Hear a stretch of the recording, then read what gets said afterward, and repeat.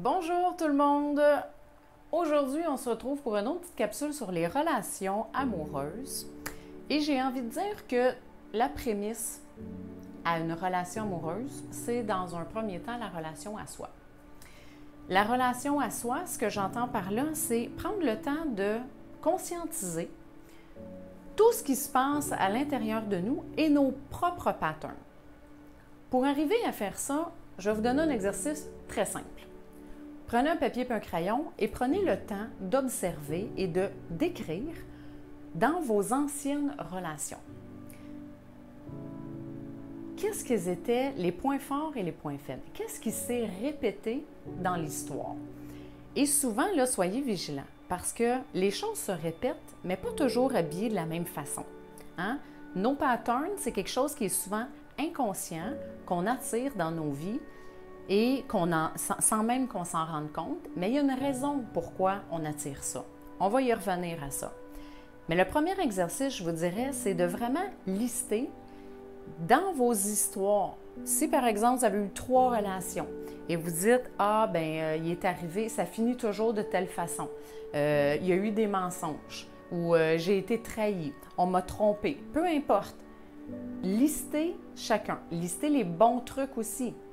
On ne regarde pas juste le négatif. Regardez les bons et les moins bons coups. Les moins bons coups vont nous servir à justement faire des liens avec notre histoire à nous.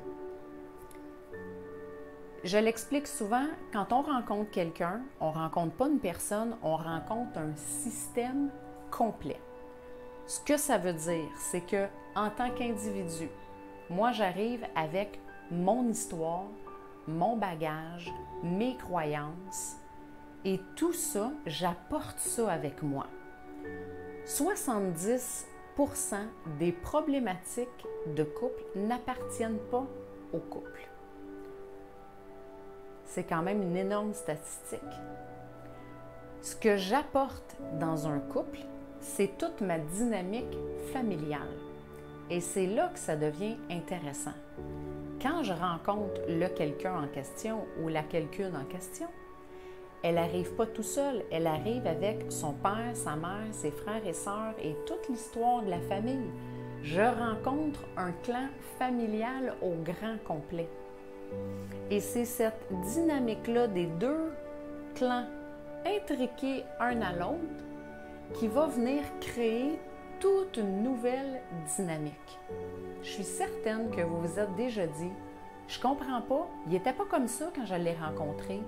Je comprends pas, elle faisait pas ça, elle n'était pas contrôlante de même quand on s'est rencontrés. » Ben non, parce que tant il y a aussi longtemps qu'il n'y a pas d'engagement, vous vous observez avec une marge de liberté puisque vos systèmes ne sont pas encore intriqués l'un à l'autre.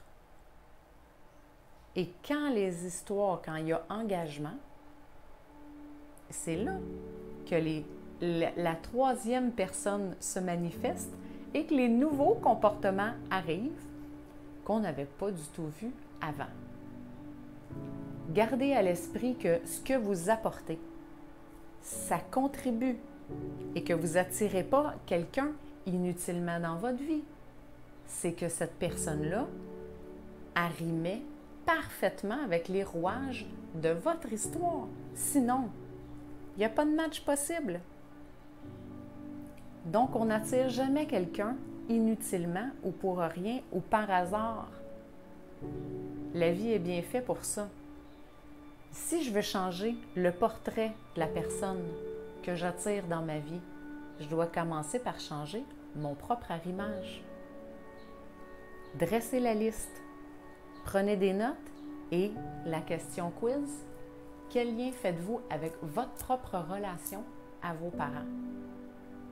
Bien hâte d'entendre vos commentaires là-dessus.